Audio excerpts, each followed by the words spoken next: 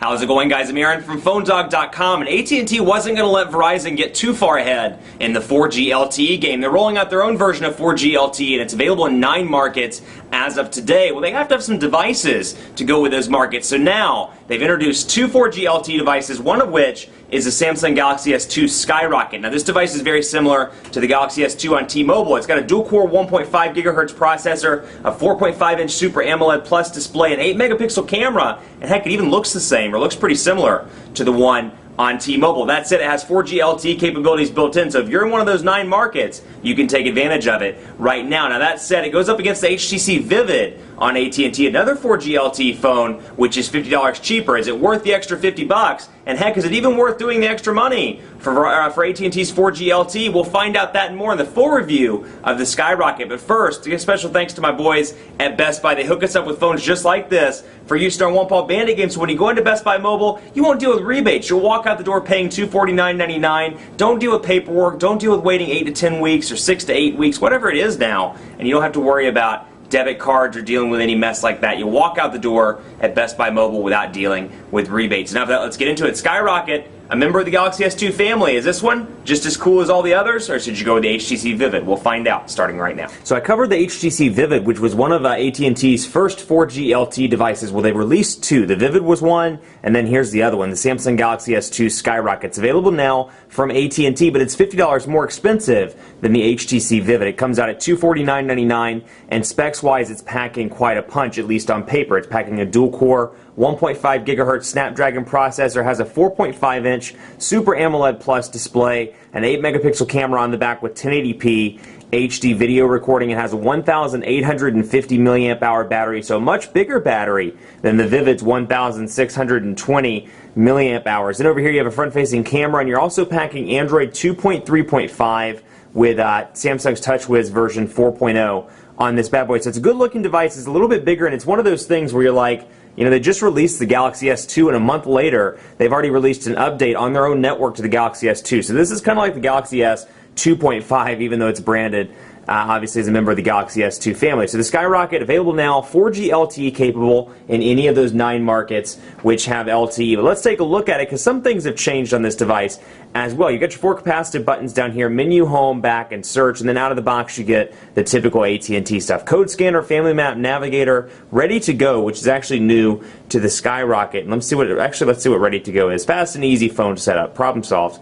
And then Google Books, you have featured apps, you have Keys Air, Kai's Air, MOG Music, Movies, AT&T Movies, you have My AT&T, Need for Speed Shift, Quick Light, Social Hub, and then Media Hub, which both of those are Samsung pre-installed applications. It kind of give you, like it sounds, a Media Hub where you can download stuff, kind of a similar ecosystem to, or at least working towards a similar ecosystem as iTunes. So that's something to keep in mind.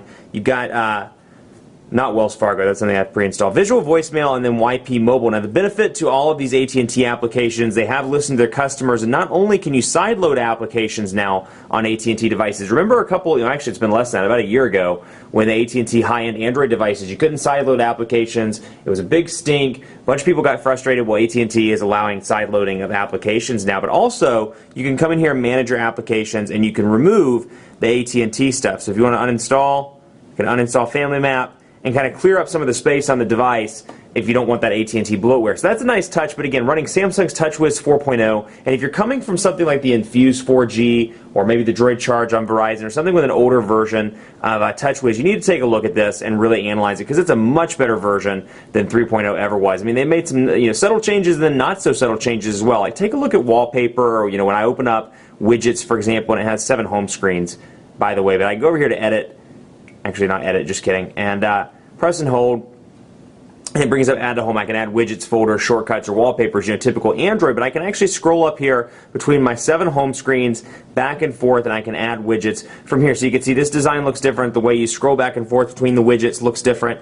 And then when I want to do one, I can pull up AccuWeather and bring it right up here on the screen, and it pops right up. So super easy. And then what I do like about TouchWiz 4.0 widgets as well, and this is something that's unique to TouchWiz 4 and Motorola's custom UI, you can customize the size of a lot of the widgets. So you want it to be a little bit smaller, maybe you want it to be that size, maybe you want it to be that size. You can customize it around, so when you're in an area that's kind of tight in terms of space. Like you look at this and you're like, well, on an HTC device I can't fill that in because HTC widgets are beautiful, but they're very, very big. You don't have that problem with TouchWiz 4. You could fit in maybe 1 or 2 small widgets there, fill up the screen, and really maximize that 4.5-inch display. So you can see same stuff here. AT&T network ID. You got your shortcuts on the network, on the notifications bar, Wi-Fi, Bluetooth, GPS, flight mode, and screen rotation.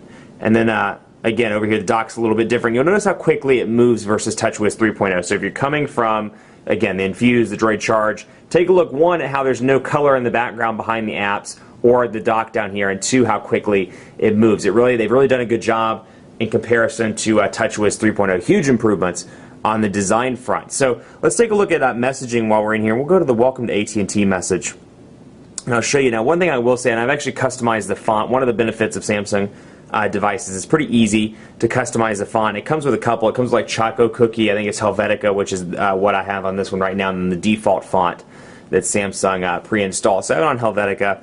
And again, you know, portrait mode keyboard, landscape mode keyboard, but because it has a 4.5-inch display, it's pretty easy to type on in landscape mode. So you have that person inevitably that's coming from a BlackBerry, it's coming from maybe the Evo Shift 4G, something with a physical QWERTY keyboard, or if you're coming on AT&T, maybe moving over from one of AT&T's BlackBerries, let's say.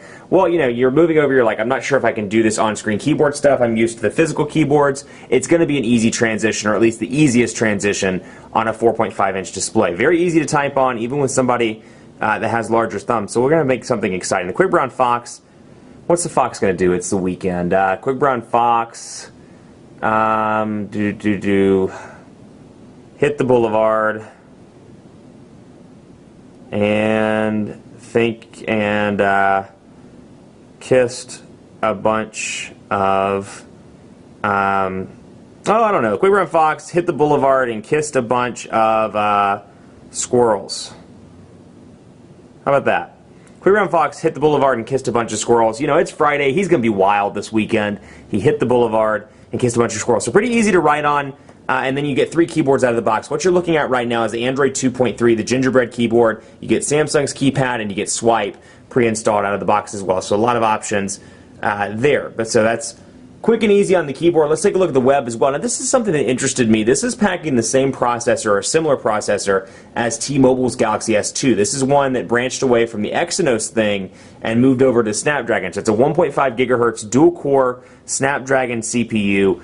And you know, the T-Mobile one, there was some noticeable lag in comparison. You know, you put an Exynos processor beside the Snapdragon, noticeable lag between the Galaxy S2 on T-Mobile and the Galaxy S2 Epic 4G Touch on Sprint, for example. I'm not seeing the same amount of lag though on this one. I don't know if they've optimized TouchWiz 4, or you know, the processor family is slightly different, if I recall, on the AT&T Skyrocket, or if they just changed it, made it more friendly with TouchWiz 4. I don't know what it is, but they've done a decent job, and it's not. I see some stutter from time to time. I'll tell you where I see it, particularly in the browser. Have a look at this once the page loads.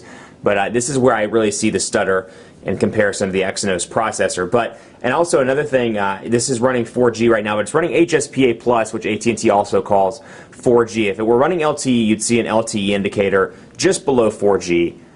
So it's pretty, you know, quick and easy to distinguish. So you can see here, I'm pinching to zoom, and you see how it just kind of popped out, kind of weird like that. It's just been doing a bunch of little weird gestures in the browser, and that's really the only place I've seen some noticeable slowdown. Right now, you know, pinch to zoom seems to be pretty responsive, and it's moving real time with my fingers, but again, I see those little random things like that where it kind of spazzes out, if you will, and then automatically goes back out. I'm thinking, what in the world is it doing? So I do like the, let's go up here and look at the HTC Resound video, for example, and let's say I'm in the middle of that and I want to open up a second window. Well, I can do it. I can open up my new window, and then I can go back to Phone Dog, and you can see it leaves me, or picks me up right where I left off, and it's pretty quick and pretty easy. Transitions, not as good as Motorola's UI. Motorola's UI adds some nice transitional elements. It kind of fools your eye into thinking it's a little faster than it actually is, in which, you know, when we do a dogfight between this and the Droid Razr, I'll certainly cover that. But you can see here pretty blocky transitions, and ignore that advertisement's for whatever reason catching up. So you can see that's what it looks like, but it's still pretty fast for a dual-core device. And let's go in here and take a look. Actually, we already did the window. So yeah, pretty fast for a dual-core device. and I've certainly been pleased with it. Now I want to show you the call or the call app as well, just to give you an idea. Not a whole lot's changed here, but I always like to focus on these buttons down here to show you the differences. Now you have visual voicemail on this device. You have, of course, the call button, and you have the back button. It's strategically placed right in the middle. So you dial, 611, for example, hit send, and it's going to easily, your finger naturally moves to the center button. So island keys, you got your logs, you have your contacts.